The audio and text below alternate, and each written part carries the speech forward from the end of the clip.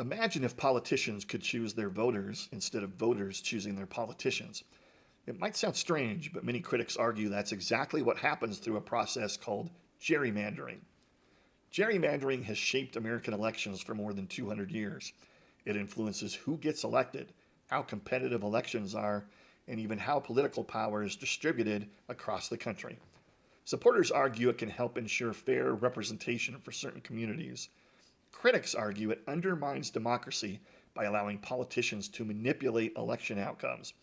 Today we're going to explore what gerrymandering is and where it came from, why it exists, and why it remains one of the most controversial issues in American politics. Gerrymandering occurs when voting districts are drawn in a way that gives one political party, group, or interest an advantage. In the United States, congressional districts and many state legislative districts must be redrawn periodically because populations change over time. This process is known as redistricting. The controversy begins when district boundaries are drawn not simply to reflect population changes, but to influence election outcomes. The term gerrymandering dates back to 1812. Massachusetts Governor Elbridge Gerry signed a redistricting plan that favored his political party. One district was so oddly shaped that a newspaper cartoonist thought it looked like a salamander. The newspaper combined Gerry's name with salamander and coined the term gerrymander. More than 2 centuries later, the term is still with us. Before discussing the controversy, it's important to understand why districts exist in the first place. Members of the U.S. House of Representatives are elected from geographic districts. Each district should contain roughly the same number of people. After every census, population changes require district lines to be adjusted. Without redistricting, some districts would contain far more people than others. The basic idea is simple: one person and one vote. This is how gerrymandering works. One common technique is called packing. Packing concentrates as many voters from one party as possible into a small number of districts. That party wins those districts by huge margins, but loses influence elsewhere. Another technique is called cracking. Instead of concentrating voters, cracking splits them across several districts. By dividing a group among multiple districts, their voting power can be diluted. Has the purpose of gerrymandering changed? Well, in some ways, yes. In other ways, not really.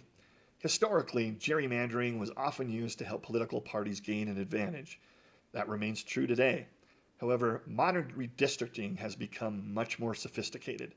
Computers now allow map makers to analyze enormous amounts of voter data. They can evaluate voting patterns, demographics, and election results with remarkable precision. What once involved guesswork can now involve detailed statistical modeling. Another major issue involves race. For much of American history, minority communities were often denied fair representation. In response, the Voting Rights Act of 1965 sought to protect minority voting rights. Sometimes district lines have been drawn to create majority-minority districts, where minority groups have a realistic opportunity to elect candidates of their choice. Supporters argue this helps ensure representation. Critics sometimes argue that such districts can themselves resemble gerrymanders. This creates difficult legal and political questions. Critics argue that gerrymandering can reduce competition. If district boundaries heavily favor one party, elections may become less competitive. Some districts become effectively guaranteed victories. Critics say this can make politicians less accountable to voters. Supporters often respond that geography itself creates many of these outcomes. People with similar political views often live near one another. As a result, some districts may naturally favor one party regardless of who draws the map. This debate remains unresolved. The Supreme Court has heard numerous cases involving redistricting and gerrymandering. The court has ruled that racial gerrymandering can violate the Constitution in certain circumstances. However, when it comes to partisan gerrymandering, the court has generally been reluctant to establish clear nationwide rules. In 2019, the Supreme Court ruled in Rucho versus Common Cause that claims of partisan gerrymandering present political questions that federal courts are generally not equipped to resolve. That means many disputes are now left largely to states and the political process. Many reform ideas have been proposed over the years. Some states use independent redistricting commissions. Others use bipartisan commissions. Some reformers advocate mathematical formulas or computer-generated maps. Others argue elected officials should continue drawing districts because they're accountable to voters. No approach has completely eliminated controversy. Why does this all matter? At first glance, district boundaries may seem like a technical issue, but they help determine who gets elected. They influence legislation, they affect representation, and they shape the balance of political power. Whether you view gerrymandering as a threat to democracy, a necessary political reality, or something in between, understanding how districts are drawn helps explain how American elections actually work.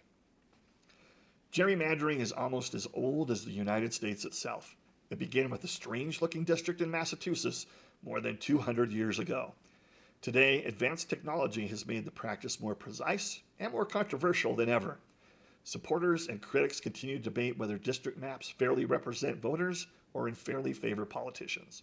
What everyone agrees on is that district boundaries matter, because in a representative democracy, how voters are grouped can influence who holds power. And that's why understanding gerrymandering remains so important. Share with us below your thoughts on gerrymandering. Don't forget to like and subscribe. We'll see you on the next video.